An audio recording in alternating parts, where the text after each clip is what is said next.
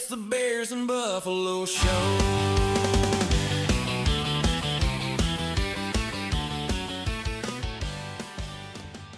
And we're live. Bears and Buffalo Podcast, Season 7, Episode 22. Back at it again for Wildcard Weekend of the NFL 2025 season. That snuck up out of nowhere. I know. We say it every week. It's like, holy shit, there's only a couple weeks left. And now it's like, oh, it's for real now. These games actually matter now.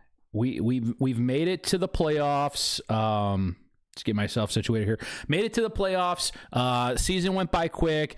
I don't think we had a doubt from the beginning of the season the Bills would be here at this point. I definitely thought we'd probably have a couple more wins. We'd be in a little bit better seating position. I didn't see the Bills as a 6th seed. No. First of all, I thought we were the 7th seed. I was telling people like a week ago, or not a week ago, a couple days ago, we were the 7th seed. And I just looked at them like, wait, technically we could have a home game. Technically, yeah. If we play the Chargers. We need the Chargers to run the table, but that's going to be tough. Yeah. Well, maybe not. We'll talk about it, but maybe not. Yeah. So before we get into the Bills, let's talk beer. And today... I got him over here. Yeah. You brought it. Well, no. Well, technically Trish brought us some Bud Light, not just any Bud Light. And hold on, I'm gonna get the thing going on. Not just any Bud Light, but this is the limited edition Bud Light, and I'm gonna throw the screen on right now. Sorry, guys. Oh, beer, bang. Bang. I don't know why the heat's on.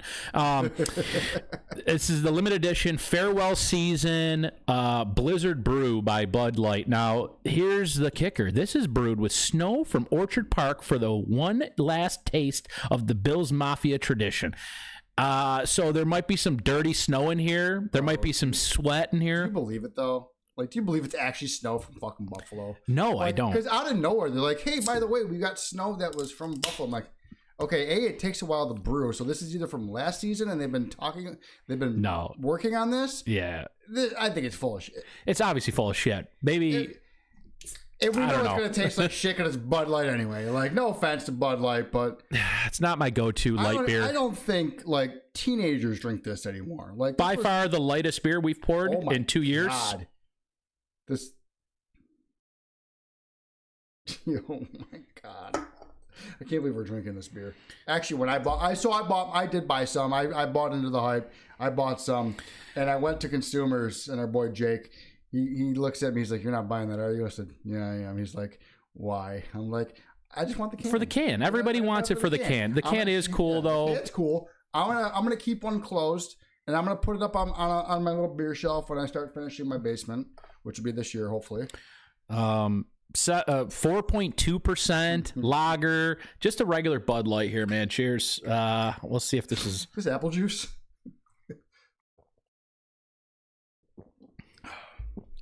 Yeah, it just tastes like a Bud Light. Man, I could definitely taste the snow from Orchard Park in here. You know what? I could taste the sweat from people sliding down those snow chutes, and while they were removing the snow from the stadium. It's definitely a Bud Light, man. Yeah, I already know my rating. I knew what my rating was going to be going into this. And a little preview there. Okay, 7.9. I'm going to go ahead and give this. I'm not going to give it anything terrible, but I'm going to go ahead and give it a 6, dude. A 6? Yeah, I'll give it a 6. I'm at a 4. This is just horrible. Okay. It's Bud Light, man. I mean, our base is a 5 for a bad craft beer. Yeah, this isn't even craft. This is it's not produced. But I actually put this Kolsch lower than it. No shit. The 5.2, and I put this even lower. Damn, you did. You know why? Because it's not offensive. It just tastes like a beer. You gave it a straight number. You didn't add a point to it. It is 6.1. I'll go even up on it. Just because it's not offensive, it doesn't taste like special, but it doesn't taste bad. I've had beers that taste bad, and that's why I gotta go lower. Bless you, lad. Thank you. That came out of nowhere. I've had beers that taste like absolute garbage. Yeah. Garbage, dude. That can go lower than a 6, but this could be like a Coors Light. I'd rather drink this than the Coors Light. A Coors Light, I'd give it a 0. Coors Light's disgusting.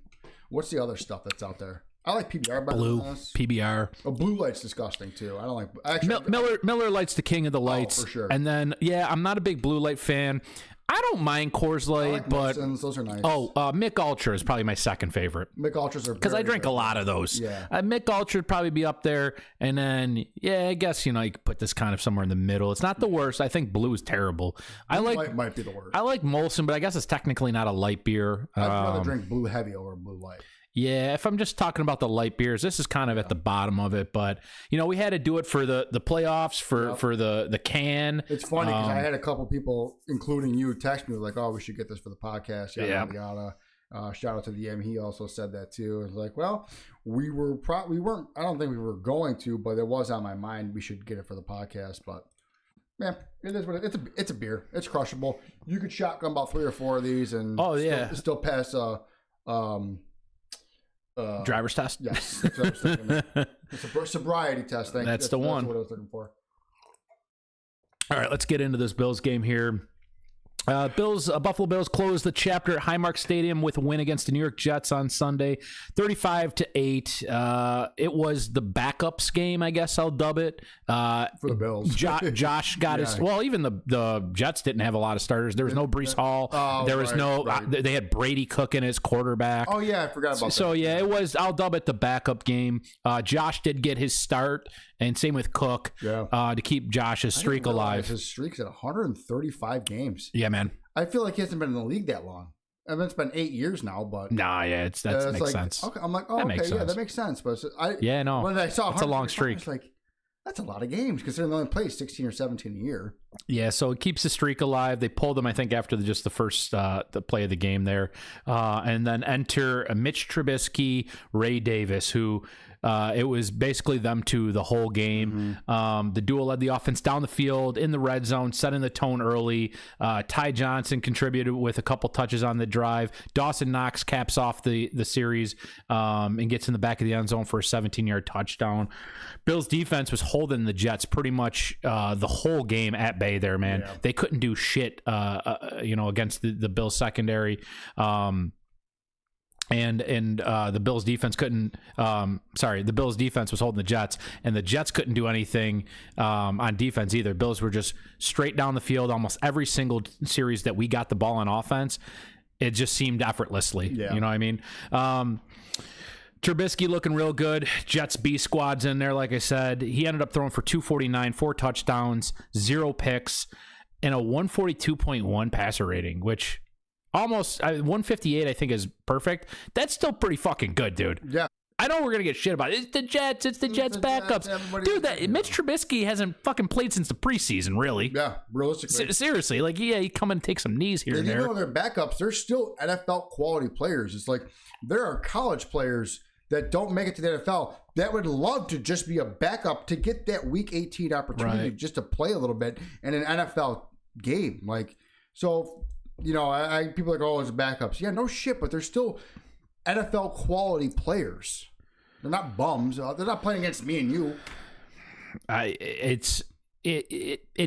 is true. And it wasn't like, I get it. Some of these backups are, it's not like the 3rd and 4th strings either. Yeah. Like these guys do get reps occasionally. Now, Brady Cook, I think, I don't know how many games he was actually in at the end of the season after the Tyrod injury, but, he's, these are guys that are serviceable. So it's still pretty impressive when your backup quarterback that hasn't played since the preseason can come in with a group of backups around you. Granted, I think Gabe Davis was the best receiver on the field out there on Sunday. Davis looks good, and I'm shocked. Playoff Gabe, dude. Get ready for playoff Gabe. When we signed him, I was like, please, God, no. Like, we don't need him. Like, and then I was like, then after all the injuries and just how everybody just looks like they suck, I'm just like, okay, we might be able to use him. Might be able to use him. Yeah. I think they rested Shakir. They rested Brandon Cooks. I was surprised they played Kincaid. I was too. Just because I guess he wanted to get the reps since he missed the week before, I believe, and didn't want to go into the playoffs cold, which I get that. As long as, hey, he got away with no injury, I'm fine with it. Now, looking back, I go, that's a good call. Yeah. If he gets hurt in this game, I'm beyond mad, dude. I'm beyond mad at this. About the injury that happened that I'm pissed off about. a little bit later. Okay. Ty Johnson, again, coming up big for the offense. 3rd and 20, caught a quick pass for 14 yards, shy of the first down. There was a face mask. It moves the Bills into Jets territory at the 12-yard line for another scoring opportunity. And on 3rd and 5, direct snap into the end zone. Ty Johnson's looked great for us, dude. Absolutely. I love it. Very happy with his production when he's been on the field. I'll get into Ray Davis's numbers, too, because he's been great. But, like, all 3 running backs have been more than serviceable. These guys, I feel like Johnson and Ray Davis could be starters, if not a shared backfield on any other team. 100%. And then, I don't know if you have it in your notes or not, but James Cook, you talk about all 3 being serviceable. Mm-hmm. James Cook, winning the rushing crown this year. Yes, I didn't have that on my bingo card, and we talked about it a couple of weeks ago about how he was like second behind Taylor. I was like, oh, I didn't realize he had that many rushing yards. I know he was doing good, but I didn't know he was doing that good that he was winning the rushing title. Taylor slowed down at the end here the last, 4 or 5 weeks. And then Cook started ramping it up. I don't even know if he was ramping it up. He was just pretty consistent the whole year. But, yeah, once that Daniel Jones injury happened, and then just the entire offense is kind of deflated because I thought Taylor should have ran away with that one this year. But kudos to James Cook. Bills continuing to put on offensive pressure. Gabe Davis made a significant impact. His first reception of the game, moving the chains on an 18-yard catch. Trubisky found Davis again. 6-yard gain from the 6-yard gain from the Jets' 8-yard line before Ray Davis capped off the drive with a 2-yard touchdown. Davis finished the game 21 carries, 151 yards. 2 receptions for 23 and a receiving touchdown. He had a rushing and a receiving touchdown in this one. Yeah, man, this is obviously his breakout game. He hadn't had the opportunity that I thought he'd have this year, but obviously James Cook doing what he's been doing. It was kind of hard to spell him as much, I think, this season, but it's good to see this guy kind of looking like fresh legs out there. You almost feel like sometimes they might be a little rusty, not getting the amount of play time that he was seeing the year before, but he still looked explosive. I guess keeping him on special teams might have been a good thing. Yeah. Because he is out on the field a little bit more than not having him out on special teams. And I like that. He's come up big with us on a few different kick returns this year. So yeah, he's looked good on the kick returns this year. Actually, I think on top of I think he actually led the league in kick return yardage for the year too, with like 33.5 or something. It was very impressive what he did this year. And I didn't even realize that I don't even think he was actually the original kick return guy. It was Brandon Codrington, right? Yeah, Codrington. I think they let go. We brought in McCole Hardman when we brought him in. That's when I started seeing Davis as the kick returner. Yeah. I, for whatever reason, I don't remember seeing Ray Davis as the kick I'd have returner. to look back at our stats and see what that was in the first 4 or 5 games this season, because you're right. Codrington was more of a punt guy. And he split kick returns, but I don't know who that second guy was back there. I don't remember. I don't either, because I feel like we would have noticed Ray Davis back there. Like, our second running backs doing on kick returns? Like, I feel like we would have noticed that. Yeah. Jets continue to have difficulty sustaining drives. 3 punts in the first half. I think a turnover on downs. They go in the locker room down 21-0. Coming out of halftime, they continue to struggle. Forced to go for it on 4th down. They were denied. A.J. Epineza making a stop and forced a turnover on downs. Bills offense took advantage of the turnover. Ray Davis had a 14-yard run to start the drive. Trubisky finds Gabe Davis for a 2-yard touchdown halfway through the third quarter and completes the successful 2-point conversion to Keon Coleman. Coleman was active in this game after, I think, the last 4. I think he was a healthy scratch. 3, if not 4 games, I believe. They were using him on punt returns out there. Special teams Coleman, we were joking in the stand. So I did go to the game this past Sunday. Disclaimer, I only stayed till halftime because we were blowing them out and it was cold as all hell. But the guys in front of the guys in front of me, it was funny. We were joking like, oh my God, Keon Coleman making a catch. I was like, yeah, I think that's like tied his his record on the year or something like that. Like he's had as many catches as he did on the punt return as he did last 4 weeks. Just busting balls. But he did make the most of his opportunities. It is good to see. I don't want the guy to fail. He just hasn't been playing good. You're so, right. He caught 2 of 4 for, I think, 49 yards in a successful 2-point conversion. He looked okay on the punt returns. No muff punts, at least. That's good. But kind of curious how they're going to use him in the playoffs, I'll be honest. Yeah, it's gonna be, if at all. Like I said, I think one of the things we need to do is use him as like a red zone threat because he's got that vertical ability. He always wants the ball up top. So if he can go post at a corner or just make a corner route in an end zone, like I feel like that's where we're going to use him. But I feel like we have other guys that we're going to use for short yardage, like our tight ends. Right. I think Gabe Davis and Palmer are probably more of our deep threat. I still like Shavers as our deep threat. I think he's probably one of our best wide receivers going into the playoffs right now. It's Brandon Cooks. Brandon Cooks, you're right. I think we have a plethora of okay wide receivers, and Keon Coleman, I don't know where he fits in at this point. Yeah, it's interesting because the Bills don't run that style of offense where we're using a lot of receivers at the same time because of the tight ends. Yeah. So 3 wideouts is usually the max you're going to see at any given time, and when that happens, Shakir, Cooks, and I guess Gabe Davis, is going to be the first 3 guys. Yeah, this must be a relative of yours. The find Thomas DeSantis said there it is. Coleman needs to run more patterns than what he's been doing. Yeah, he knows he's got 2 routes, Uncle Tom. Yeah, he's only got 2. He runs 2 routes. He runs a fade and I think another fade. I think he just runs a fade route. I feel like every time he gets the ball, he's just on the sideline, and he's just at their sideline, like go up and get it type of. Yeah, fade and a hitch are usually the only 2 routes he runs. He has anymore. Well, he's not a good route runner to begin with, though. Oh boy! Who we got in here? Here's Isaiah. 2 weeks late. Eagles won. They did. Where were you last week? I called you out. I said, "Hey, where's Isaiah to take your victory lap?" Isaiah, take your victory lap. I wouldn't be too proud of that victory lap though, because it was an ugly win. That was an ugly win. A win's a win, but that was ugly. Well, we're focused on week 18, and we're focused on the wild card round. Just to clean up this game here, Jets only managed to score. They did manage to score in their last. I think it was like maybe the last drive of the game here, late in the 4th. Brady Cook connected with their fullback Andrew Beck, front right corner of the end zone for their first touchdown. They get a 2-point conversion, but the game was obviously far out of reach at that point. Bills go ahead again to win. What was it? 30. What did we win in this? 35-8. So, yeah, man. Just a complete beatdown of the Jets backups, but I like it because we got some momentum carrying this into the playoffs for us. I'd rather win a game like that. That again, we've said it. It was a meaningless game, and seeding doesn't improve. I guess we didn't know until the Patriots play, but seeding didn't really improve. No, man, you want to go out into the playoffs with a win. You don't want to lose, especially because the week before you lost. Yeah. You don't want to go into the playoffs back-to-back losses. Right. Like, that's terrible. That's the worst thing you could do for your team. 100%. Yeah. No, I completely agree with that.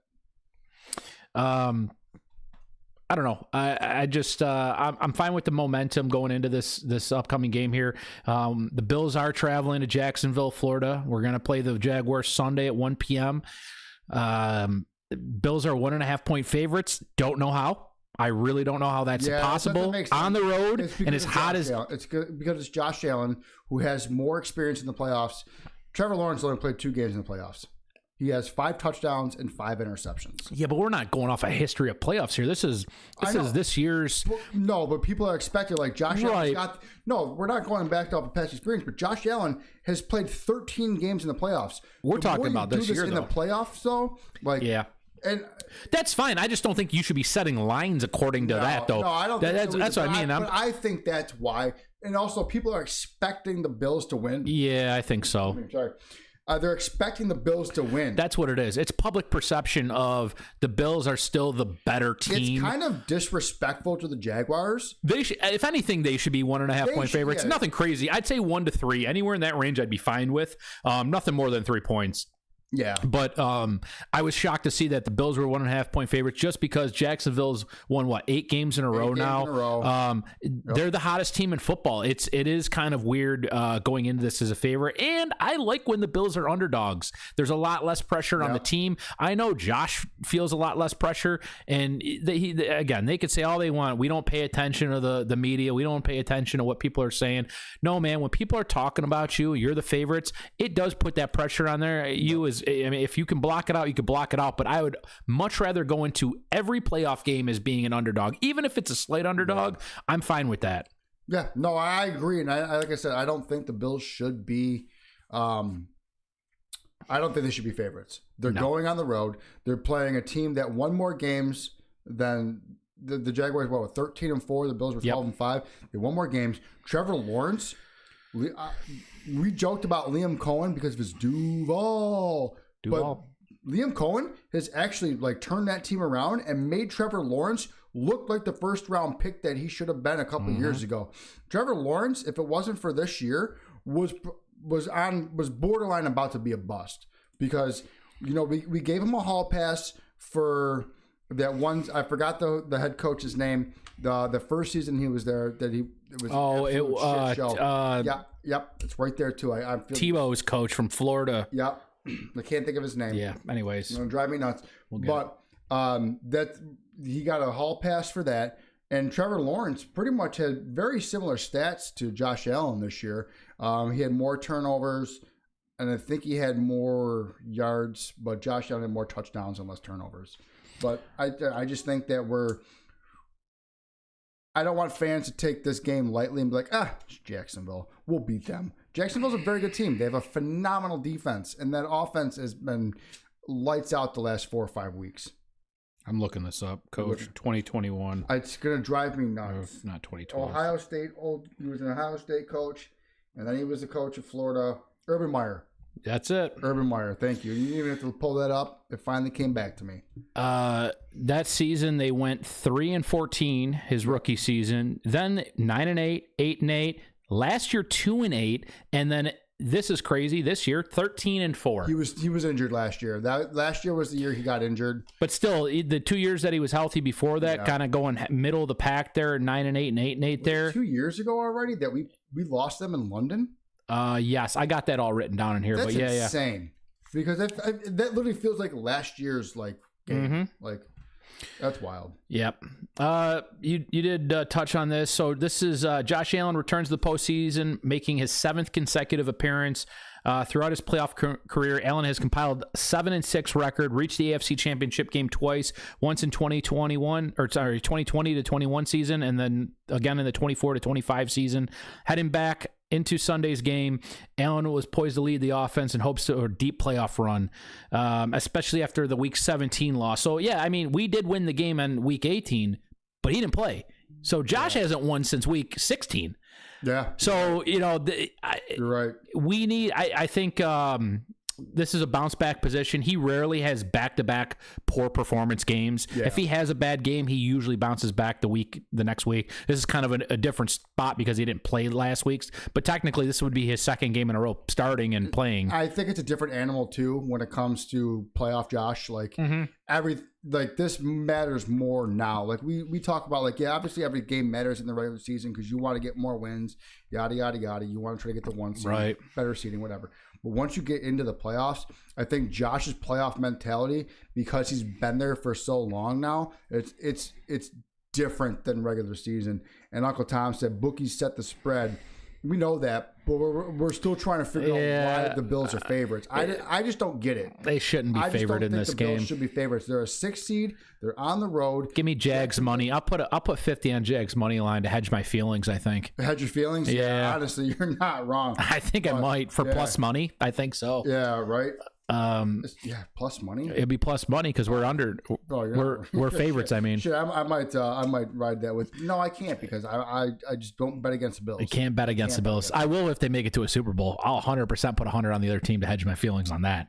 If we lose the Super Bowl, I'm winning money. That's different. If we lose the Super Bowl, I'm winning and money. if we win the Super Bowl, I'll gladly donate. How much money? Yep, Oh, I'll donate the money. I'll donate the money. Donate my money. It's good right. to a good cause. I'll put it that way. Yeah, for sure. Allen's playoff statistics stand among the league's best. Completion rating sits at 65.7%, only 4 picks over 13 games.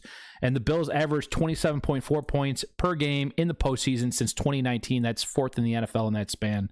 With Cincy, KC, Baltimore all out of the playoffs, Allen's road has never been easier. But the pressure is there to still win.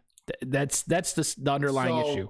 I've seen a lot of people talking about how, it's disrespectful to say because Mahomes and Lamar and Burrow are in the playoffs, this is Josh's easiest road to the Super Bowl. No, it's not his easiest road, but these are his rivals. These are the 3 that he's compared against the most. Mahomes has knocked him out 5 out of 6 years. Burrow knocked him out. Lamar hasn't knocked him out of the playoffs, but Lamar, 2 years ago, Lamar won the MVP, and people were like, Josh should have won. He had better stats. Last year, Josh wins the MVP, and people are like, Lamar should have won. He had better stats. So they're compared more like that, and I think they're also compared more because Lamar also struggles in the playoffs against Mahomes and Burrow. So that's why they're compared in that thing. But between Mahomes and Burrow, they're the only 2 quarterbacks to knock them out of the playoffs. So it's not disrespectful to these other teams that are in the playoffs by any means. We're just saying because the teams that have beaten Josh in the past aren't in there. That's why it's like, okay, no excuses now. Your kryptonite, quote unquote kryptonite, is not in the playoffs at this point. Yeah, like I don't want to say it's the easiest path. It's from a fan's perspective, it kind of is, just because we don't have to go against those guys that have haunted us. I get anybody can lose on any Sunday. There's teams I'd rather play over other teams. Right.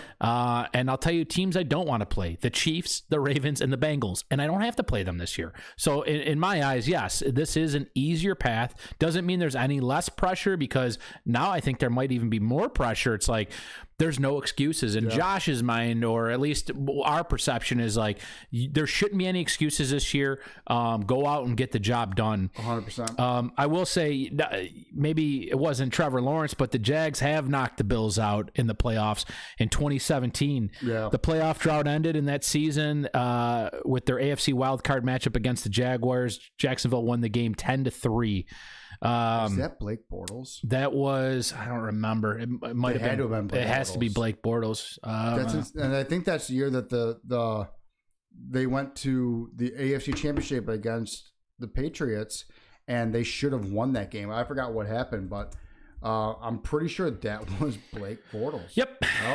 Blake. That's insane if that was Blake Bortles. Historically, teams are tied with a 10-10 record. Sunday's game will serve as the tiebreaker, determine which team's playoff run continues. Last matchup between the teams took place Highmark in September of 24. Buffalo defeated Jacksonville 47-10. But since their 27 wildcard meeting, Buffalo and Jacksonville played 3 close games, including wins and losses on both sides. Buffalo edges out Jacksonville 24-21 at home in 2018, and then the Jaguars won in 21 and in 23. So yes, it was 2023. I believe that was the London game. I think those were both London games, because the 9-6 game I think was a London game too. That was 2021. Yeah, I think you're right. Yeah, that was 9-6 game. That 9-6 game was horrible. Yeah. Wait, no, the 9-6 game, wasn't that a playoff game? 2021. Let's go to here. Yeah, 2021. No, that wasn't a playoff game. The last time in playoffs was 2017. They haven't. We didn't play them in. We lost them 9-6 for something. That was that was overseas. That was a London game. Was that another London game? I'm pretty sure. Where's the thing? They're all mixing together now. Like, where are we at on here? I don't know. Bill's right here. There it is. 2 and. Does it say on here? It doesn't say where we played, does it? Let me check box score. It might tell you if you go to the box score. It might tell you where it was. TII. No, that's there. That was before it went to Everbank. Oh, right. So yeah. that is their stadium. That was also a shit game though too. That was just a weird game. 6-9. Yeah, that was a pathetic game. What do we lose? I think there's a lot of pressure on Josh this year. So one of the stats that I saw, and I love my stats. Mm-hmm. There's been 30 quarterbacks to win 6 or more games and go to the Super Bowl. Josh Allen's the only one of those 30 that has not gone to a Super Bowl and won 6 or more playoff games. Oh, playoff games. Playoff games. So a quarterback to go into the playoffs, win 6 or more games, and not go to a Super Bowl, the only one of the 30 is Josh Allen. Okay. And there's another head coach, I forgot his name, former Giants head coach. I want to say Terry Knox. No. Something. The old guy? Yeah, the old Callahan? No, it wasn't Callahan. It was way before that, back in the 70s or 80s. There was another quarterback or head coach for the Giants. I want to say Knox. But I think I might be just thinking of Dawson. But there's Bill Parcells? no. McDermott is also the only other. I thought it was Bill. Yeah, I was going to guess Bill Parcells. No, Bill Parcells he won a Super Bowl. Here you go. Yeah, click on that. But McDermott's one of the only other coaches to also be in this. Steve Spagnuolo, Bob McAdoo, Tom Coughlin. That's who I remember. Reeves. Bill Parcells. Who the hell? Can I see that? I'm pretty Dan sure. Reeves? 93 to 96, maybe? No, I'm pretty sure it was before. I don't know any of these guys. This is old. This is old shit, dog. Maybe Jim. I don't know. I saw it on. That's old. On the gram.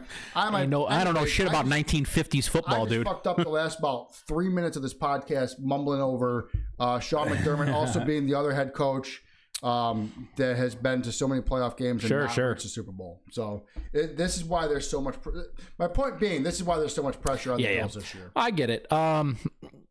This is going to be a pretty marquee matchup here against rushing attack and rush defense. Sunday's game features marquee matchup: Buffalo's top-ranked offense and Jacksonville's elite run defense. Bills led the NFL in rushing yards per game at 159 and placed second in yards per rush at 5. Cook claimed the league rushing title with 1621, 12 touchdowns, and 309 carries, and that put him at 6 in touchdowns as well.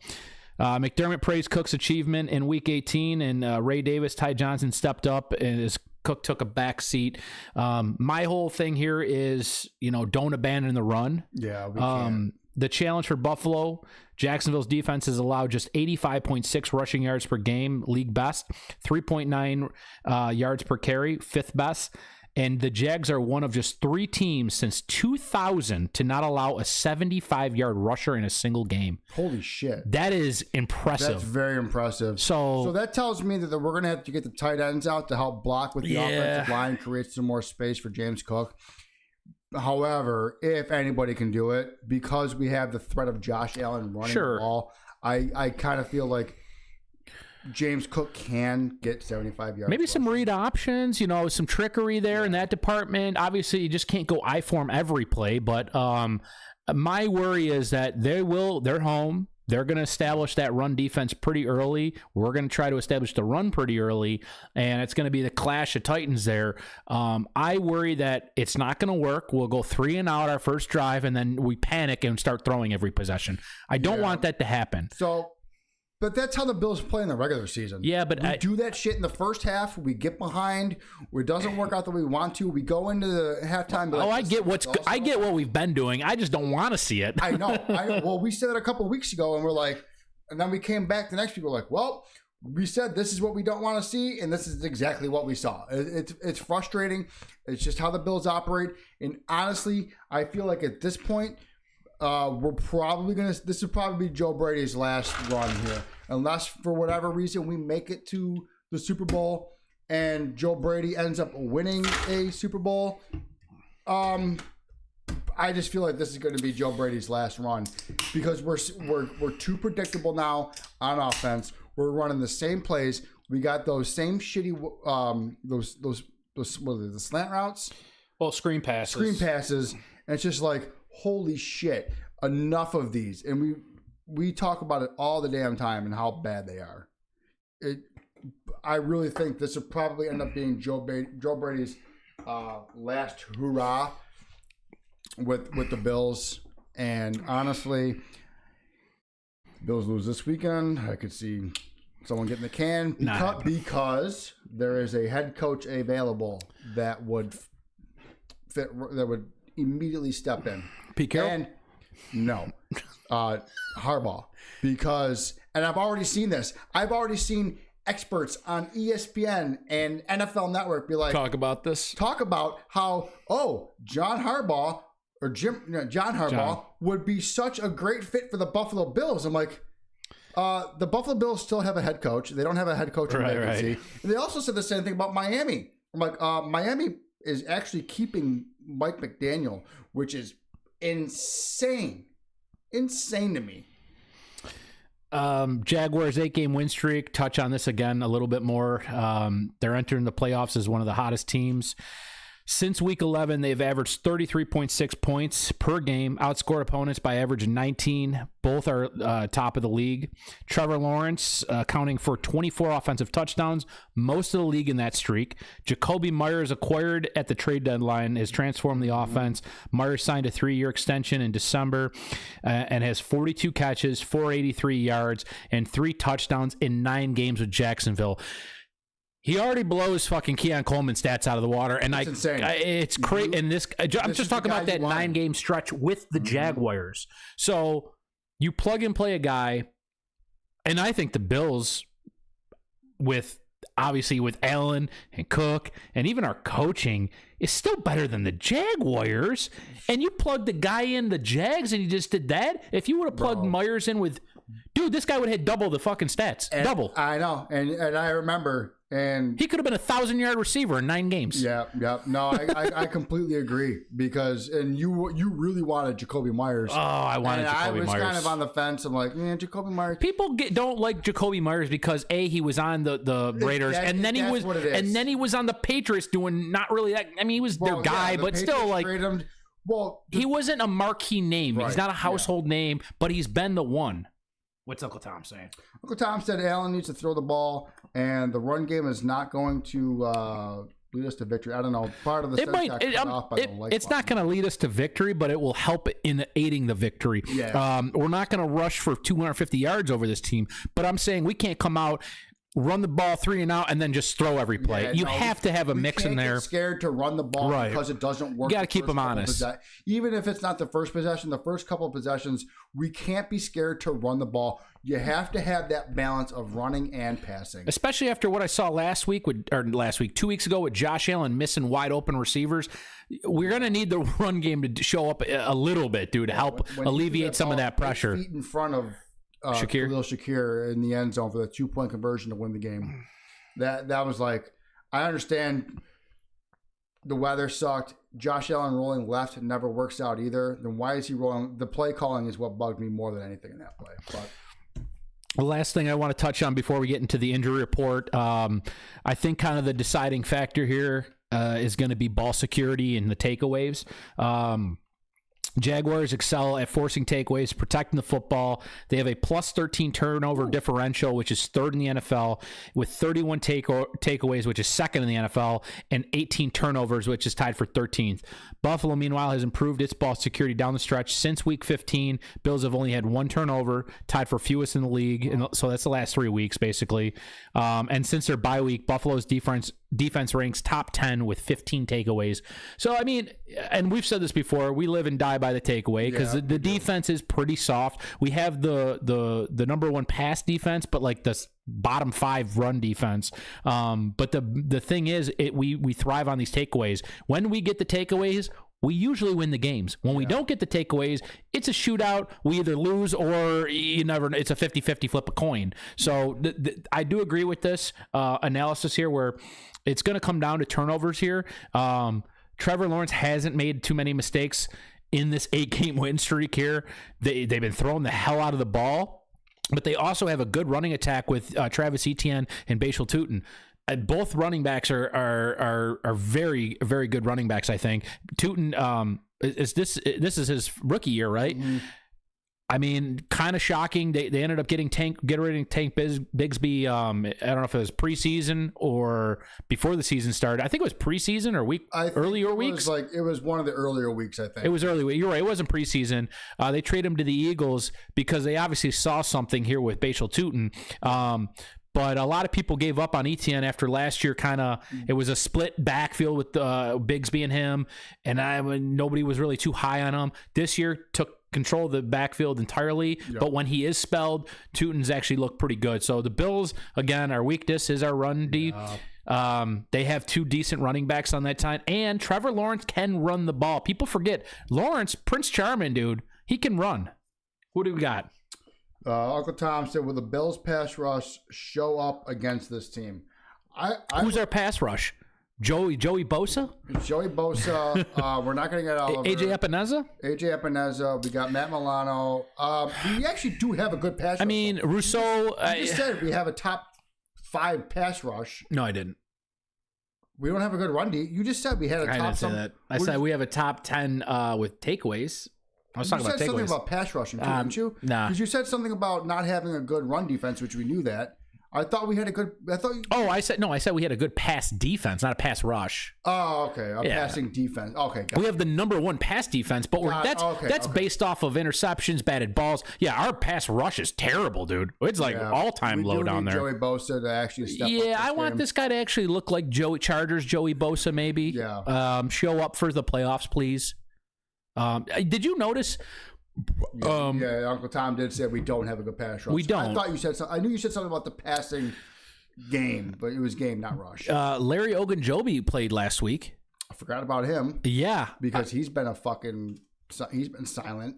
I did too. Did he get? I thought he got hurt when Michael Hoyt went out for the season, or am I just making the story up?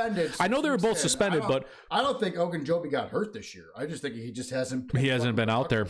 But I heard his name a ton of times in that Jets game, so he's probably been banished to maybe the second strings, and that's why. Yeah, maybe you're right. Because, like I said, there was a lot of backups in that game, but I heard his name quite a bit in the Jets game. So, like Uncle Tom said, though, we definitely need the pass rush to show up. Bosa's got to make an impact. Rousseau's got to make an impact. Epineza. The key for me is just going to be no turnovers from Josh. Turnovers, man. Don't make dumb mistakes. Yeah. I don't want it to be Josh's fault. I really don't. Yeah. Because then you're going to start hearing this shit from the fans. Oh, Josh, we missed his prime. He's washed now. You're going to hear these guys. 20 years old. If the Bills lose this game, that you're going to hear this shit. Hitting his prime. No, I'm just saying what you're going to hear on a Monday after a Bills loss. You're going to hear this shit. On Monday after Bills loss, get rid of fucking McDermott and bring in Harbaugh. Guaranteed. Yeah, Tim Torzak will be 150. I will bet my life that Tim Torzak posts a Facebook thing about firing McDermott. I bet my life. Maybe right after the game. It might be the next morning. I really bet my life. Even if we do lose this game, John Harbaugh aside being available, I do think that if the Bills lose, McDermott's gone. And I know you've been against it. Like, no, we'll see what happens. We can't. Which I get it. It's tough, but. The problem I have is we're going on to a decade with him, and he hasn't gotten us to the playoffs or to the Super Bowl. Not even. I'm not talking about winning. Just to the Super Bowl. I know. So that's what, and I thought about this earlier because I knew we were going to have this discussion, and I said, McDermott is going to get compared to Andy Reid's run in Philadelphia. Had all these great players, great teams. Great records, could never win the big game. And I don't remember if Andy Reid even they got to the Super Bowl because that was the year that Terrell Owens played with a broken leg in the Super Bowl. So he at least got to the Super Bowl with the Eagles. His last, let's see where he goes. Right here, NFC champions. So it was 2004. That was the year that Terrell Owens had a broken leg and they went to the Super Bowl. Okay. And they lost. But I also think they lost their quarterback in that. This man's been coaching for 27 years. Bro, it's insane. But that's how I feel like McDermott's going to go down that road of Andy Reid with the Philadelphia Eagles. He's going to get all these. How many years was he with Philadelphia? 14. 14 years. So we're at 8. So we're 8. No, actually, I think we're 9 because he came in before Josh Allen. And Josh, so we're 5 years away from an Andy Reid type of run with. Oh yeah, he got there. He got there early. 6 year. So yeah, we're past that. We're year 9, and he hasn't gotten to the Super Bowl. Year 9, they went 9-6.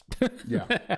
So All right, let's talk real quick about the injury report here for this game. I'm just throw it up on the screen. And you know what? Speaking of injury report, last week I had said anybody on that injury report should not have played that game besides Josh. Get his one snap, get him out. And then what fucking happens? Matt Prater injures his fucking leg again. Injures his fucking quad. There's no need for him to even be... Nope. There was no need for him to play. Give him that week It's off. a kicker, dude. It's a kicker. Do not let him play. I get it. You want to get reps. And You don't need reps. You're a kicker. you still kind of get reps. You have one motion. But how do you get hurt, though?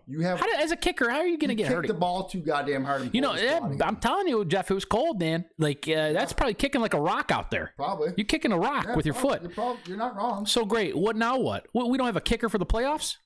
We're bringing in kickers this week. He's day to day. It can't be Badgley again. He didn't look good. No, it's not. We brought in a different kicker. I don't like this. See, I don't like this shit where... That's what scares me. It scares me now because now when shit comes down to a kick, i.e. look at, and we'll talk about in a second, the Ravens, like when it comes down to a kick and you don't got the guy, nah, man, I can't. Prater, he did miss his fair share. He missed a couple extra points this year. He missed a couple close ones. But look at game 1. And he hits that game winner against Baltimore. Like, okay, we got a guy that can hit clutch kicks. He's been there before. I'm fine with that. And he's got a leg on him. He's a guy that can comfortably hit 55 yards. You got to go out and get a guy that hasn't played this season, maybe? Probably. And you're going to plug him into the playoff game? Right, that's what I mean. Now, granted, it'll be in Jacksonville, so warm weather. You don't have to worry. At least it'll be warm. But, like... Damn, dude, that worries the shit out of me now. That's one of my biggest fears going into this week. Right quad was listed for Matt Prater. Not having a kicker, but my biggest issue is Maxwell Harrison getting hurt last week when he shouldn't have been in the fucking game to begin with. He's another one. He got. I don't even know when he got hurt. I don't care if you give him a quarter. I'm pretty sure it was the second half he got hurt. Or late first half. I'm trying to remember, but I do remember the injury timeout. It just pisses me off that he got hurt when he should not have been in the game. That game was already in control. You do not have to get him reps. He's fine. He already dealt with an injury this season. You just keep him healthy. Well, guys, that's my biggest. No, I agree with you on that one. Because I remember the injury timeout and. I was kind of wondering the same thing. Like, I get you want to give the guy reps. He's a rookie. Why not, right? But you can't afford to lose some of these guys. One of our best cornerbacks. Exactly. So, Cam Lewis, who actually is also hurt, play him as your cornerback then. Right. You can spell him. I know he's typically a safety, but... Bro, get the 6th fucking cornerback on the team out there. I'll go play cornerback at this point. I don't give a shit. Like, don't put your best guy, your first round pick, who already got injured, and you nursed him back in because they originally said 4 weeks. It took him till week 7 or 8 to come back. He didn't come back right away. The injury was more severe than we thought. And he comes back. He plays lights out. Yeah. He's getting interceptions. He looks phenomenal. He's shutting down wide receivers. And then we're playing him against the fucking goddamn Jets. Why? There was no reason for that. No reason for him to. It's tough, man. But that's didn't even suit up. But this is why it's tough because if they escape with no injury, it's good practice for them. Good at whatever. You get hurt against the Jets. But it's still you want reps though. You want to give these guys. He's a rookie. You want to give him reps, dude. I know. You want to give him reps, especially going into a playoff game. I want my guys playing as much football as they can going into the game. Obviously, Josh Allen doesn't need it, but if you're a rookie, I want you out there. I want you to play as many reps as possible. It is what it is, but it's unfortunate that he got hurt. Safety-wise, Poyer limited in practice, but looking on this list here, Cole Bishop, full practice, dude. Good. I like that. Full practice for Cole Bishop. DeMar Hamlin, limited practice. I forgot about him. I forgot about him, too. So there's some guys on here that we're starting to pop up now that might be ready for playoffs. Bosa's full practice. Obviously, Josh ain't going to miss it. Yeah. Cam Lewis will play. And then a couple LPs here. Poyer, Kincaid, Daquan Jones. But I don't think Kincaid is. Ty Johnson? What happened, dude? Ankle did not practice, so we'll have to monitor that. Yeah, that's a big loss, man. For me too. People, this is the funny thing. It's you look at our depth chart and go, why does it matter your third string running? No, dude, he's a big part of the offense. Huge part of our offense. Our third and longs, our 2-minute warning, 2-minute drills. You need to have that guy out there, man. Matt Milano illness, so he should be all right. But it says did not practice. Hopefully he'll be ready in time. He'll suit up. He'll suit up. Shaq Thompson neck. I don't like seeing that, but it says limited at least, so he did play. But maybe he slept wrong. Like I got a new pillow and I had to adjust to it. It took me a couple Jeff days. Bohr's neck. Yeah, I'm on that injury report too. I got a new pillow for Christmas and I don't know how to sleep on it yet. Like. That's a lot shorter list over here. 6 guys on that list. Damn. Newsome, I think, is Greg Newsome's good. He's good, but I don't know the rest of these guys here. Yeah. 2 offensive linemen, a D end, and all corners. Good, but I don't know any of those other guys. But holy shit! Yeah, dude, we got a grocery list right here of fucking people that are hurt. A CVS list. You ever see those memes where you get a CVS list? You get one thing, and it's like a fucking mile long. That's what our fucking injury report. That's what it looks like right now. So I mean, out of this list though, obviously Josh can play, but you're hopeful. Kincaid's there, Ty Johnson can suit up, and then even Josh Palmer, man, like I think he had maybe 1 catch in that Jets game, but I want the depth out there. I want us to be able to call whatever plays we want to call and not be limited by personnel. So have the people out there. All right, guys. We got some NFL news here. A lot of coaching vacancies. Yeah, most of the shit I wrote down was all coaching shit. So you already touched on it. Ravens fired John Harbaugh after 18 seasons and 1 Super Bowl. That was surprising. They lost because of a missed kick. I know, but I don't think that's why he got fired. They need to change. I actually sorry to cut you off. Go ahead and jump in. Go ahead. I was watching ESPN earlier, and they were talking about how Lamar was just kind of butting heads with coaches. That's what I heard. They didn't say John Harbaugh's name directly, but they were just saying that even if he had a good relationship with John, he didn't have a good relationship with everybody, all of the other coaching staff too. So I think it's just one of those things. It was just time. 18 years? 18 years, 1 Super Bowl, which, hey, man, you got the Super Bowl. He was the 3rd coach of that team, which is insane. Yeah. It's the same as the Steelers. They've only had 3 head coaches. It was the discussions that I heard on like ESPN and whatnot, it was, Lamar and Harbaugh were kind of actually it was between those two. It's like, well, we're either going to stick with our quarterback or we're going to stick with our coach, and obviously they're not going to get rid of Lamar. The franchise still believes in him, and I think it's just it's a time thing. Like we've did it. We've had enough with this guy.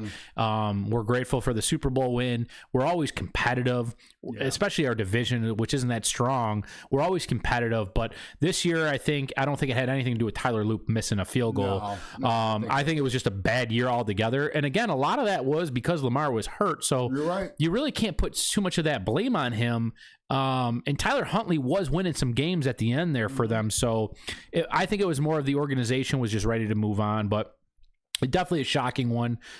Giants were interviewing Mike McCarthy after Mike went 49-35 in 5 seasons with the Cowboys, going to a divisional opponent. I don't know if I see that working out. It doesn't matter though anymore. I don't know. I mean, you're right. It doesn't matter because if the Steelers get blown out on Sunday, they fire Mike Tomlin. You know the first person they're going to call? John Harbaugh. They don't give a fuck. No, you're right. If we got rid of McDermott, the Dolphins would call him. Promise you. The Dolphins still have a head coach. But I'm saying like he's a guy that could be on the chopping block. Sure. If Mike McDaniels gets fired, they're looking at Sean going, we'll take him. We're 3 days into they call it Black Monday, and I just don't understand what's going on with. I think Mike McDaniel kept his job. I think he did. As of now, he did, and I just don't think they're going to fire him. It's crazy. That'll be a later firing. I think it will be. I think it has to be. Like you can't go into next season. Why wait? You have nothing. No, I'm not. I don't know why they would wait. I'm just saying I think it's going to happen. It will happen. There's no. If you look at what they did this year, the Dolphins. Man out. I think Mike McDaniel stays and Tua goes. That'd be a lot of these situations.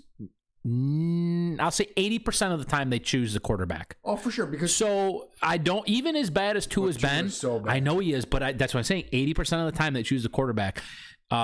Especially when you got the players around you going, it's not Tua, it's not Tua, his coach guy sucks. They already came out, they didn't respect the guy, they were showing up to meetings late. Nobody fucking cares about Mike McDaniel. You're right. So why not do it now? Players only meetings. Yeah, right. So why not do it now? I don't know, but I do think it's going to come this year. And if it doesn't, he's getting fired by week 4 next year. If they start losing, it's week 4 max. Dude. Right. So it's going to come. Lions fired their new OC, John Morton, after the Lions only averaged 18.6 points per game. They definitely miss Ben Johnson, dude. Wait, they only average 18 points a game? Yeah. Trash. I thought they were the top 5 in scoring points. Unless the stat I just read off was over a certain span. I read 18.6 points a game. I can easily look that up because I could be talking out my ass here, but John Moore, Lions average points per game. Okay, I lied. 23 to 28. So this must have been like maybe the last, whatever weeks of the season, 18.6 points per game. I don't know, man. They couldn't do shit, and they missed the playoffs, and the fucking Bears made the playoffs. Like, yeah, the Bears ran away with the division. But that's what I'm saying. Like, the importance of Ben Johnson here. Now, granted, I don't know if they thought they were going to just one for one. The Bears were better. The Packers sucked. Minnesota sucked. Detroit is definitely like a letdown. Like, I heard people saying Detroit versus Kansas City for the Super Bowl, and neither one of those teams won. Neither one of those teams made the Super Bowl. Yeah. Made the playoffs, sorry. Well, 33 points. So, I mean, I think the expectations maybe were set too high for this team. Oh, for sure. And because they should have been to the Super Bowl last year. Well, yeah, but I'm saying this year, like, yeah, you fire Ben Johnson, you got to replace him. The guy does okay, but they collapsed at the end here. Yeah. And I don't know. I feel like that's a little much to be firing a guy over the last 4 or 5 games of season in year one. No, you're right. In year one, that's kind of wild. Kevin Stefanski fired, went from two-time coach of the year to jobless in a 6-year span.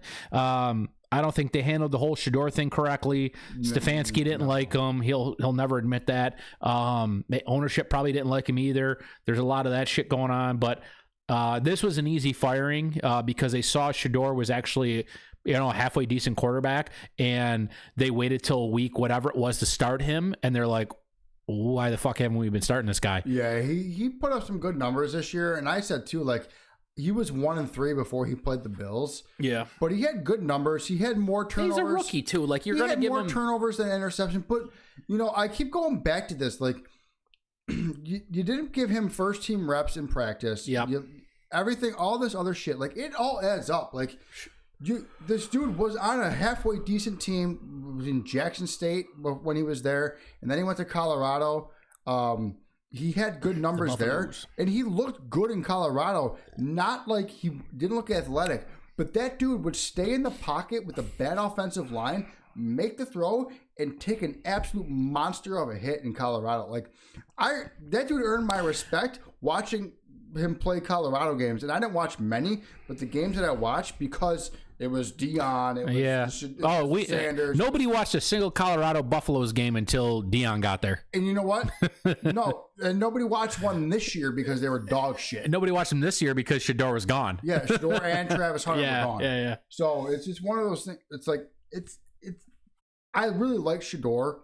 I think he's going to be an okay quarterback. Do I think he's going to be a franchise quarterback like Lamar, Burrow, Allen, Mahomes, Hurts, Knicks? Like, I don't think he's going to be that type of quarterback. But I think if you put a team around him, he's going to be serviceable. He dropped in the draft. They have a horrible offensive line. And I actually think he's better than Dylan Gabriel. So that was my whole thing is because they're going to be like, oh, well, Dylan Gabriel, he's a rookie. You're not going to give him the benefit. Like, all right, you played both quarterbacks, and I still think now Shador looked better, dude. Yeah. And I think the locker room likes him a little bit more. And I think he was a better college quarterback. Yep. I think there's a little bit more upside. You can't even go off of draft position because this goes back to ownership and coaching, and I think why they were sabotaging this guy. Whether or not those rumors were true about him not interviewing well during OT or what was it called, what do you call it, training camp or what, not training camp, the draft combine. The combine stuff. Yeah. He wasn't interviewing well. I don't know. There was a lot of bullshit coming out about the guy. He dropped to the 5th round. He wasn't a 5th round guy. I think he was a 2nd to 3rd round pick, and the league didn't want him to go to their team, so they just kept dropping him until somebody took him, right? Yeah. But anyways, Stefanski fired. We knew it was going to happen. They were talking about it 4 or 5 weeks ago that he would have been gone this year, and it did happen. Falcons fire Raheem Morris after missing the playoffs for the 8th consecutive season. I don't agree with that. In one of the easiest divisions in football. I do agree with this. He will be a defensive coordinator somewhere. Not everybody is cut out to be a head coach. Hey, hold on. We could, as a DC, fine. Yeah. I watched enough of these Atlanta games where he has made some boneheaded fucking calls out there, going for fourths when they were in field goal range to take a lead. I remember we were at your house one of these like Monday night football games, and they could have taken a lead and they went for it and lost the game because of it. Just like dumb shit. I just feel like he's not a good head coach, but he's a good defensive coordinator. Look at 8 seasons, no playoffs in that division. Yeah, I'm sorry, dude. You got to go at that point. Yeah. You look at the writings on the wall there. I don't know, man. That one, not too much of a shock to me. No. Not at all. I'm gonna pull up Frankie the Fish real quick. Yep. Oh, Frank. Yep. No, well, he ain't messaging him, but I'm pulling Frankie. Does he still listen? I don't know. I gotta start sending him the podcast, see if he does. So, yeah, I don't know, man. Not surprised with the Raheem Morris firing. It was just time. The Falcons, look, when you play Carolina and the Saints twice a year, and both of those teams have not been good the last 4 years, there's no excuse. It's you in Tampa Bay. Brady's gone now. You got to start doing something. Now, I get it. They had some injuries, especially this year. Penix goes out. You lose Drake London for a little bit of time, but you still got Bijan, who is healthy every year. And I probably a top 5 running back in the NFL. There's no excuses at this point. It comes down to coaching. And like I said, 80% of the time they're going to take the quarterback side over the coach. So it was just his time, man. I was just finishing up on the Falcons. Yeah, Bijan's one of the best running backs in the game. Drake London looked absolutely phenomenal when he was healthy. Kyle Pitts kind of came about towards the end of the season. I'm still waiting for him to be the tight end that everybody thought he was going to be. Yeah. It just doesn't make sense that this team was that bad. And they had a good defense the year before. I really think Michael Penix wasn't the quarterback, and they drafted him too high. I don't think he's. I don't know if it's him though. I'm fine with them trying him again. Look at you got Drake London, you got Bijan, you got Michael Penix, you got the supporting cast. Kyle Pitts actually had a really good year. Uncle Tom, change the screen. Oh shoot, the screen. Change the screen. Thanks, Uncle Tom. Sorry, I didn't even notice that we weren't up there either. There it is. We're back. Yeah, we're still up at 28.3 points per game for the Detroit Lions. Thanks, Sorry about Uncle that. Tom.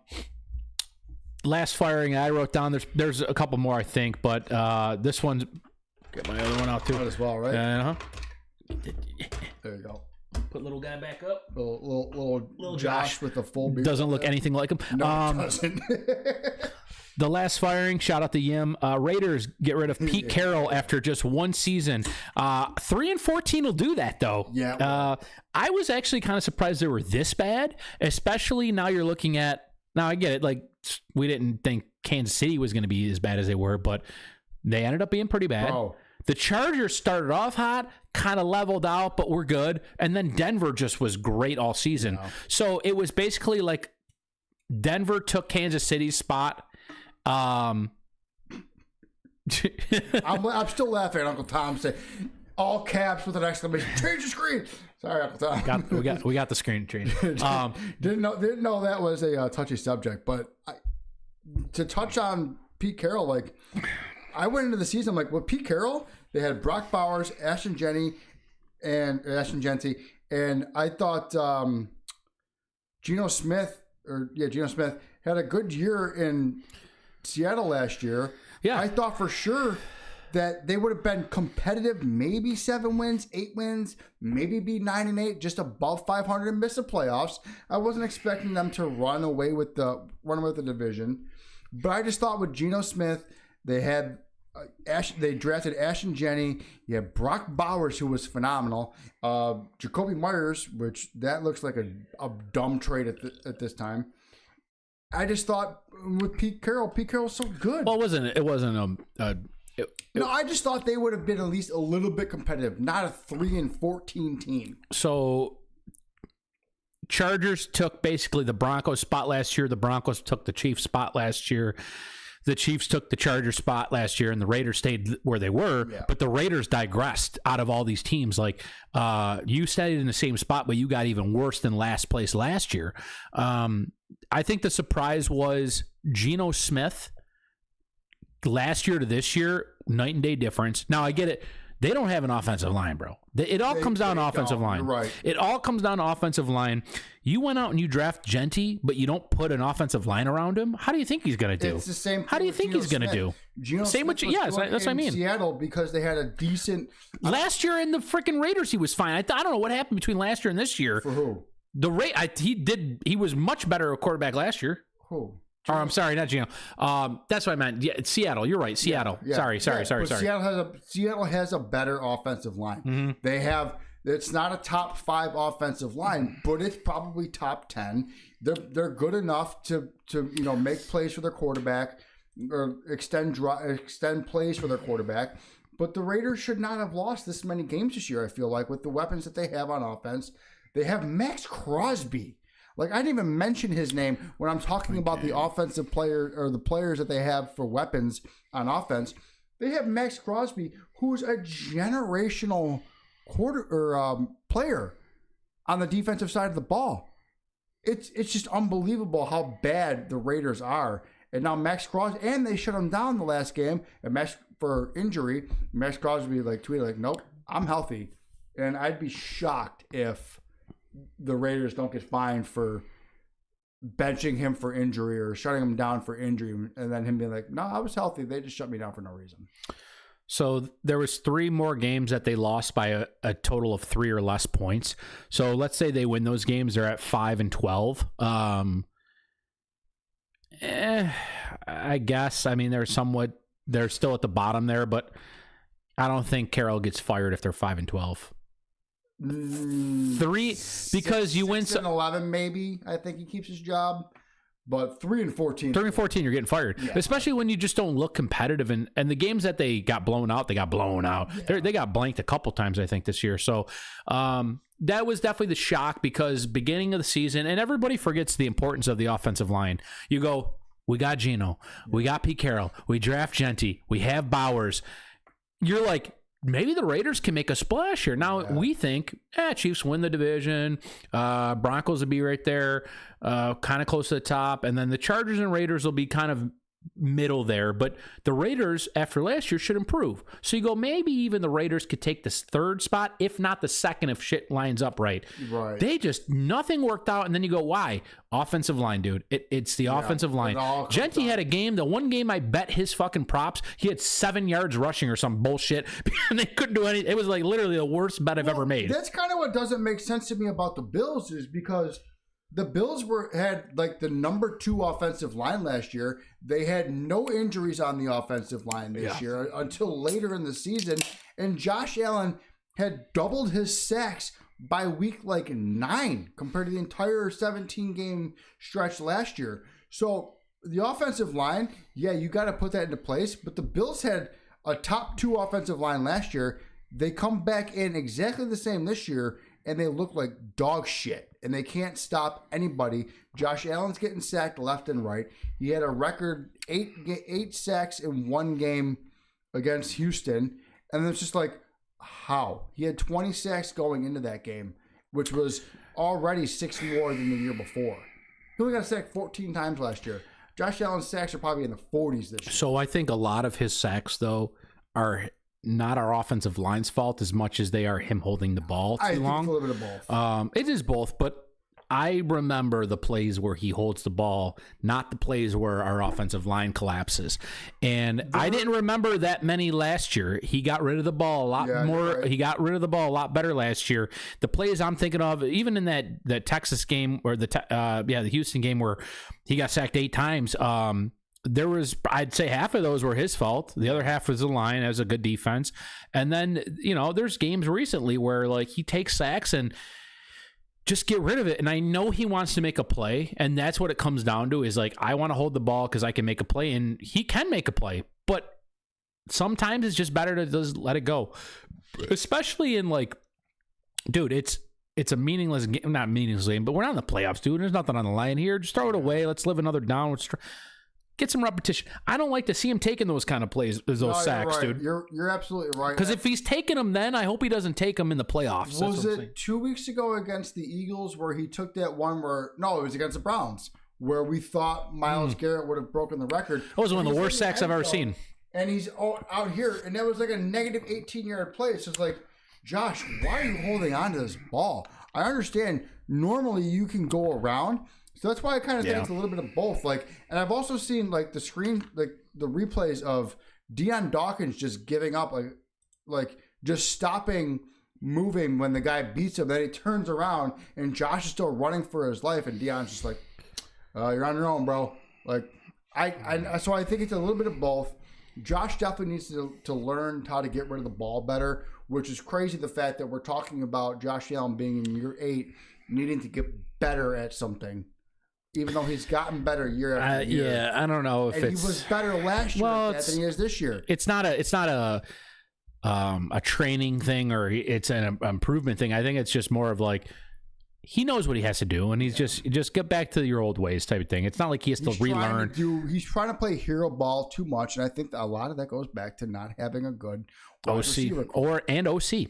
I think the OC plays about that too. I think Joe Brady's kind of bit off more than he could chew. Yeah. Last year was because I don't know what they're saying. Like, I think in this, look at the Dayball years were great. They were okay. They weren't great. Our offense was the best our offense have ever looked with Dayball. Josh really improved with Brian Dayball. Yes. I think, but what pissed me off the most was when we got to the playoffs against Houston, we were up after halftime and we got too conservative on offense. Who was our OC last year? Joe Brady. Was he after Ken Dorsey? That was 2 years ago. Ken Dorsey got fired halfway through the season after the Eagles. Okay. All right. That's how crazy. Bro, you think that Ken Dorsey was on the team last year. It's like, no, that was 2 years ago already. It was crazy. A mid-season. It was a mid-season firing. Yeah, it was after firing. the Bills were 6-6 and they lost to the Eagles. And then they ended up running the table. No, it was the Broncos game, right? No, it was the Eagles. I thought it was the game we lost to the Broncos. I'm where 90% positive it was we lost to the Eagles. I thought that was the tablet game. I thought that was the tablet game was Miami week 3 or week 2 when we lost in Miami because it's all blurring together. It's all blurring together. I'm telling you, bro, everything fucking blurs together at this age. I'm like, what year did we do that in? But my point is, Dayball, whether or not it helped Josh, I think it did. That was our best offensive years. The creativity was there. We were putting up 35 a game every week. Yeah. We were the most feared offense, and Kansas City was right here, right underneath us. We still have a good offense, but we've come down. The fear factor's gone, and now Josh is. I don't know if it's what the coordinators say to him. I don't know what Dorsey said to him. I don't know what Joe Brady's saying to these guys.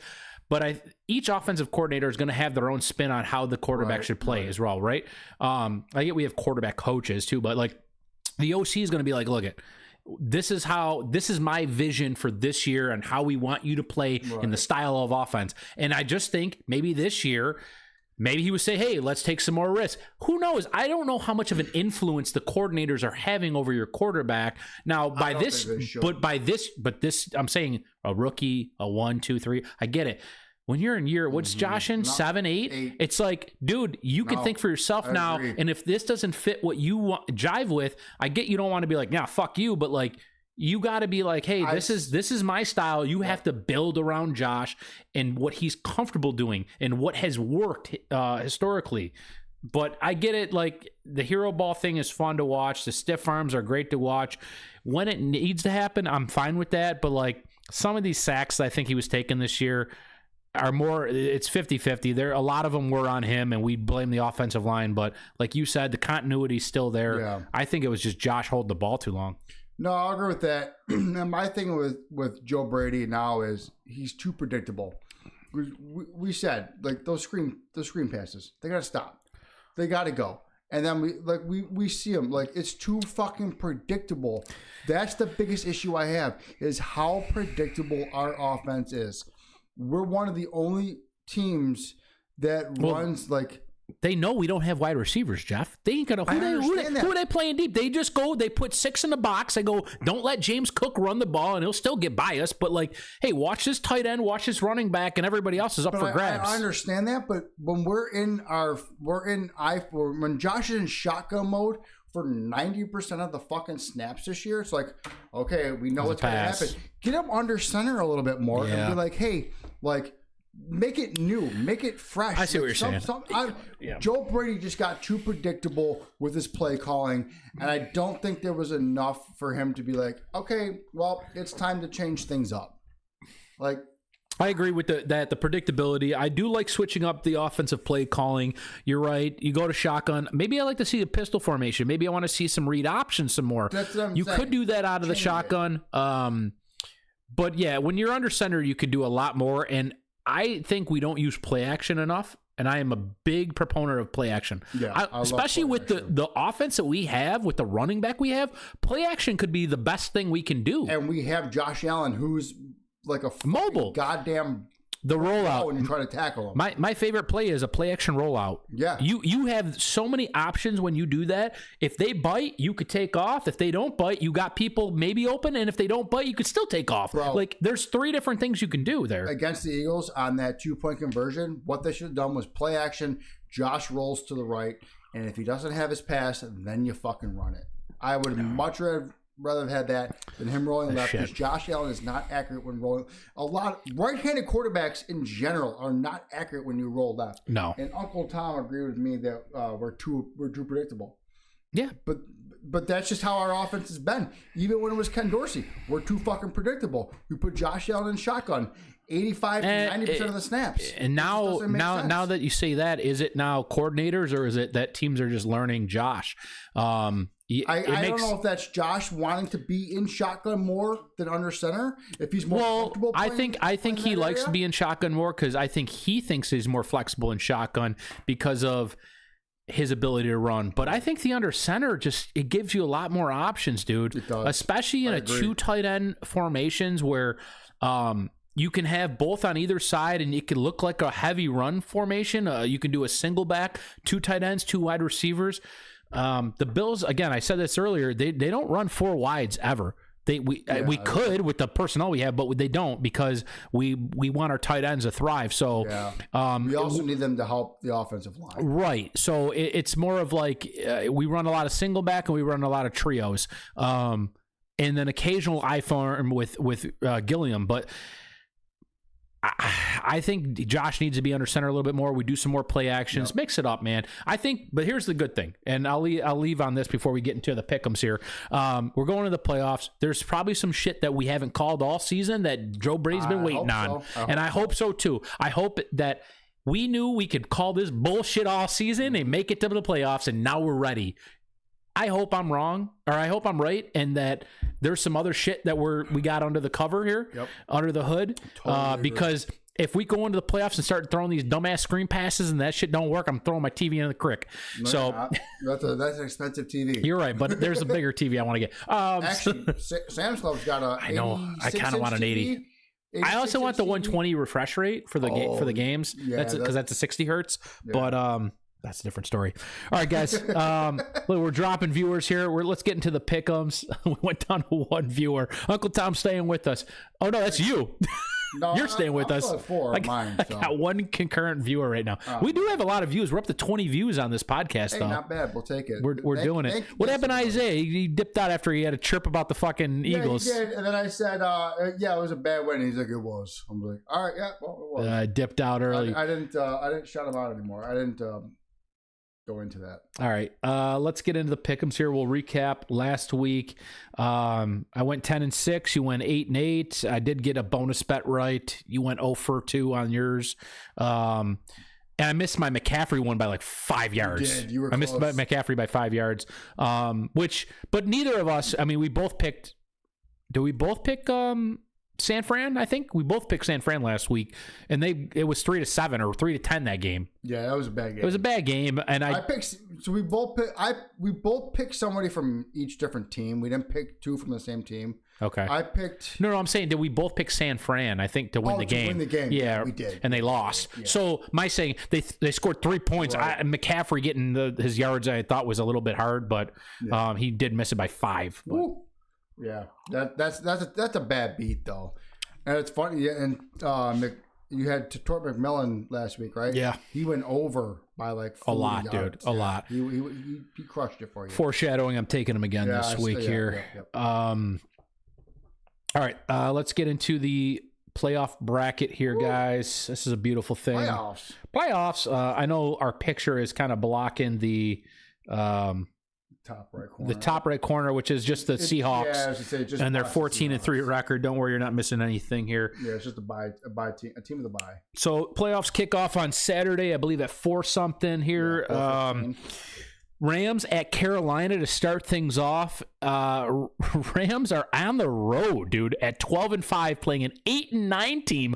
A team with a losing record is hosting a playoff game, and I get it, man. This was the Vikings and Detroit argument was last year with the.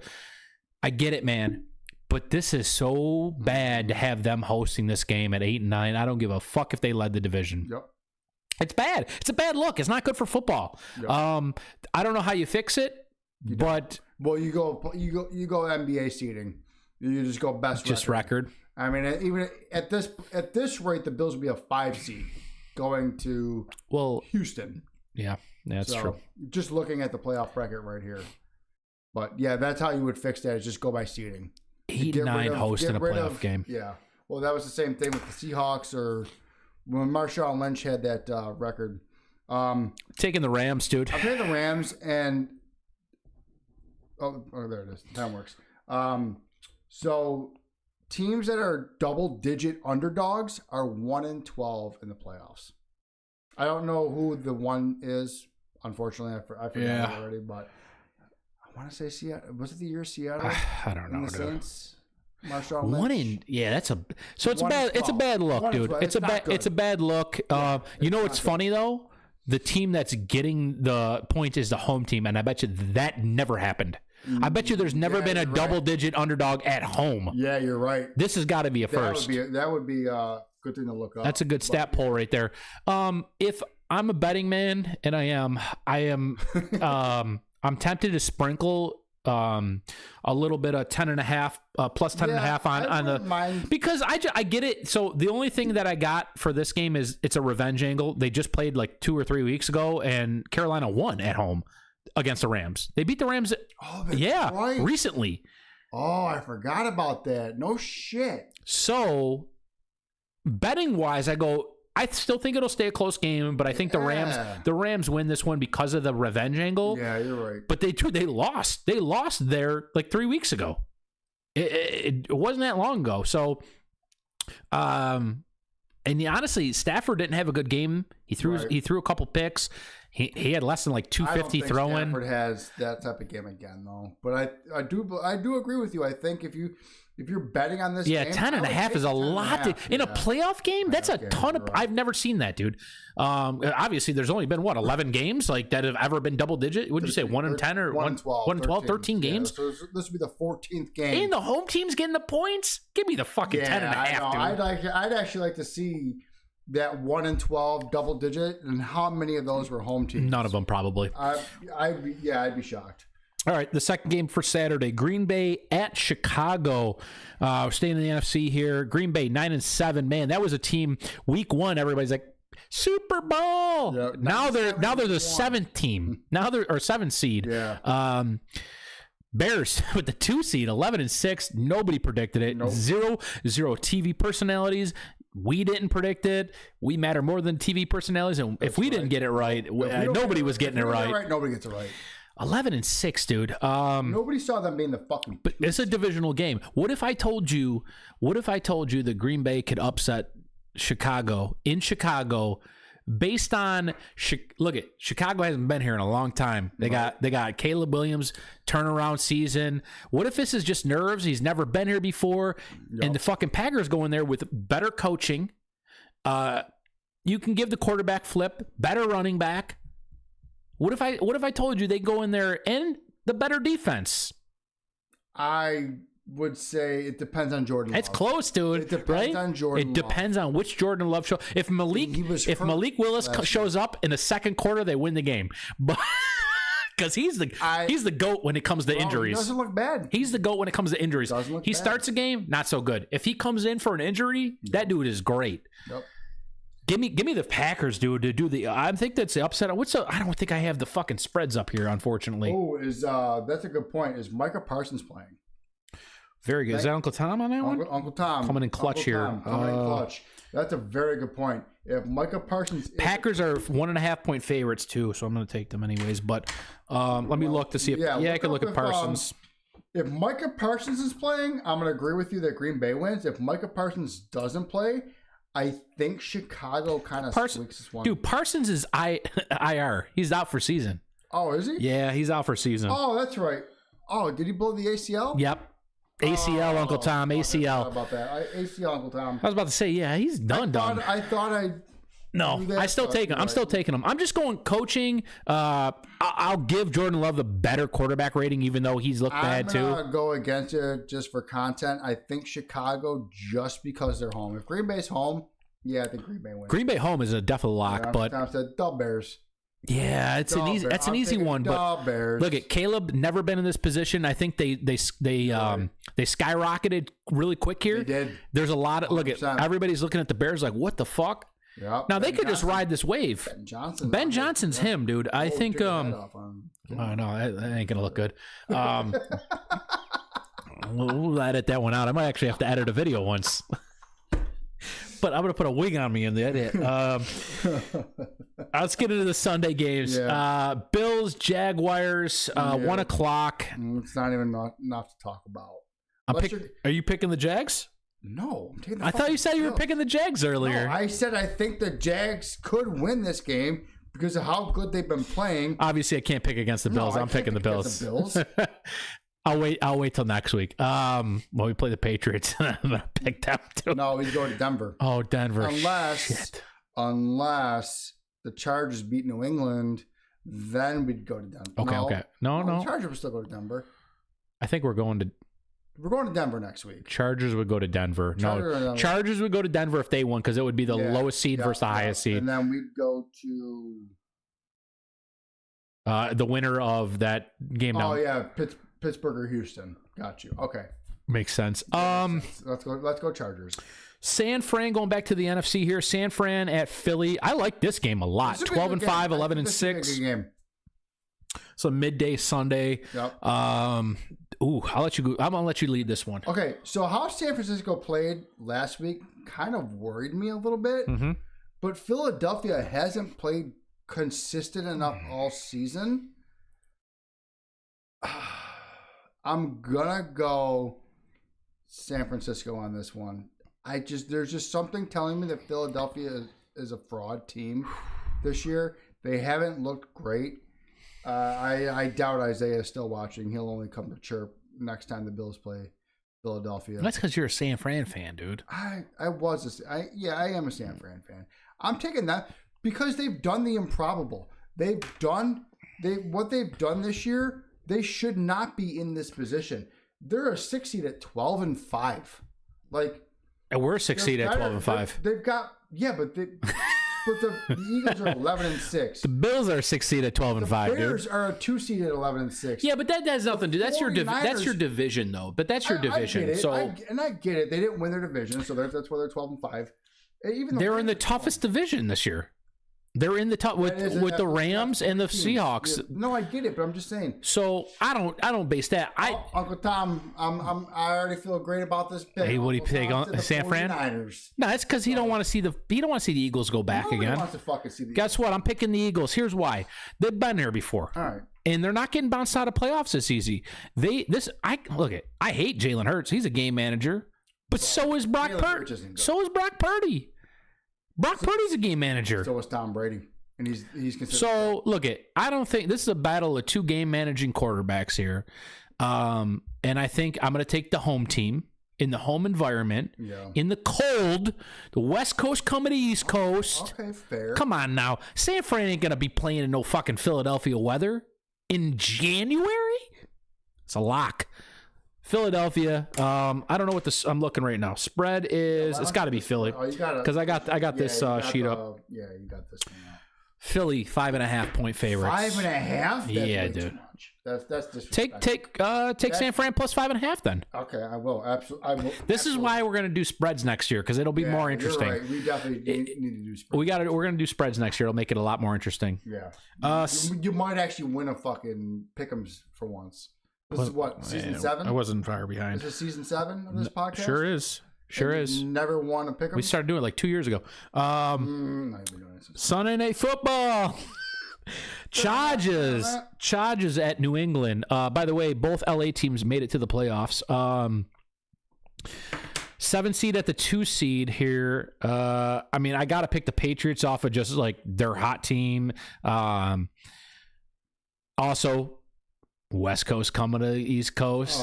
Cold weather. It's a dome fucking team, dude. Are they playing a dome? No, they don't play. They do play in a dome. Chargers play in a dome, which don't make any fucking sense. They're done, dude. New England, that's a lock. January football's tough, dude. If you're not hosting these teams, these guys that are used to playing in warm weather, playing in domes, they come over here, NFC, or I'm sorry, West Coast to East Coast. It's different, dude. It's a different breed here. Also, look at. I like Justin Herbert. That guy is ass in the playoffs. He is ass in the playoffs, dude. I can't take him. He's folded. What was it? The Jaguars? Yeah. He wasn't playing on defense, though. No, he wasn't. But guess what, dude? Look it.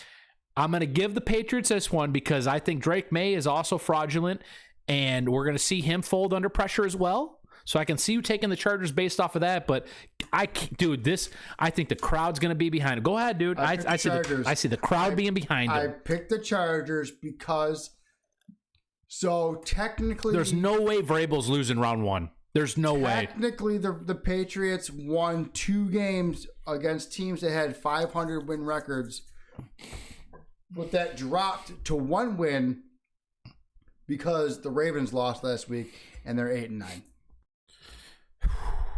So the Patriots technically only beat 1 team with a winning record this year. I think the Chargers win this game. I don't know. There's just something. Also, Chargers at home, I pick them. Chargers at home, I pick them because I agree with you on that one. Also, I'm hoping the Chargers make a little bit of a run here. You get the Bills AFC Championship game at Highmark Stadium, which we all thought would happen this year. We all thought this was the perfect ending for Highmark Stadium. I've already seen play one more game. I've already seen everything over Facebook. Everybody's stealing fucking cup holders out of real seats. I was about to rip my seat out of the fucking stands, dude. Bring it home. I saw a video of somebody booting the back off of one of the bench seats in the 300 and trying to take the whole fucking thing out. Bro, that's just like 40 feet Hell long. Yeah. Hell yeah. Yeah, hell yeah. Hell yeah. You. That dude's done. Security's like, nah, give me that back. So half of fucking Highmark Stadium is probably already dismantled anyway at some capacity.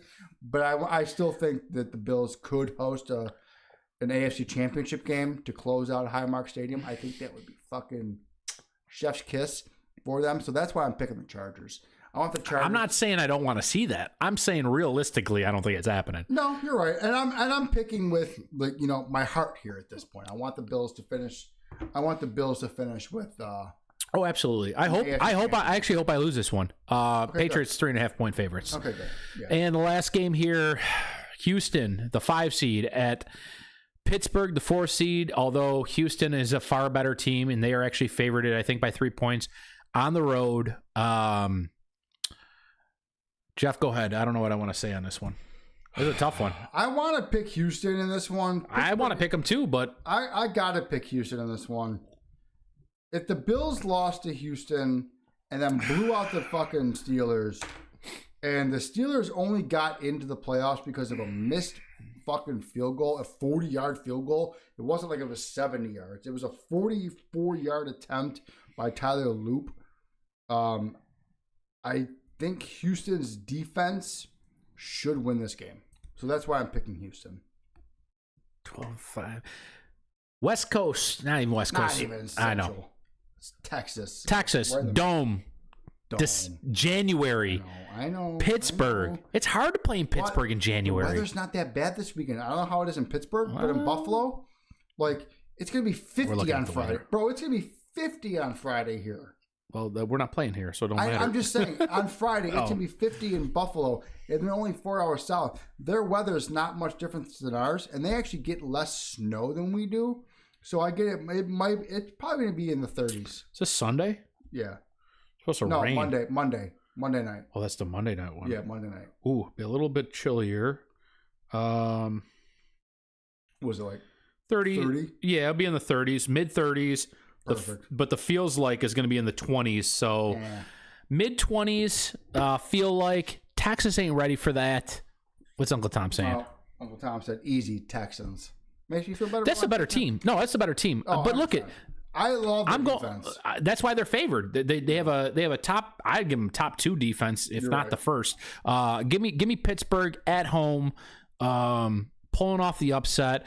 Aaron Rodgers, playoff fucking experience, dude. This man, they waited this whole time, dude, for Aaron Rodgers to get to the playoffs. Now for him to go get the boys under control. Guess who's coming back?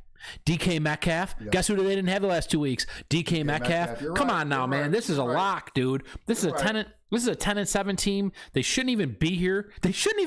Jeff. Look at the Ravens should have won. This should be the Ravens in fucking Houston right now. It should be Ravens in Houston. You're right. I don't know. It's just everything. I'd still pick Houston. I would want to pick Houston, but I don't know. It'd be tough. I'm still picking Houston. I can't pick against Lamar. I can't pick against Lamar, dude. He'll find a way. It don't matter. He'll find a way. In Baltimore, it's gonna be cold as shit there. Baltimore hosted Kansas City. Dude, you got all these East Coast. Look at all these East Coast teams. Philly hosting San Fran, Pittsburgh hosting Houston, Patriots hosting L.A.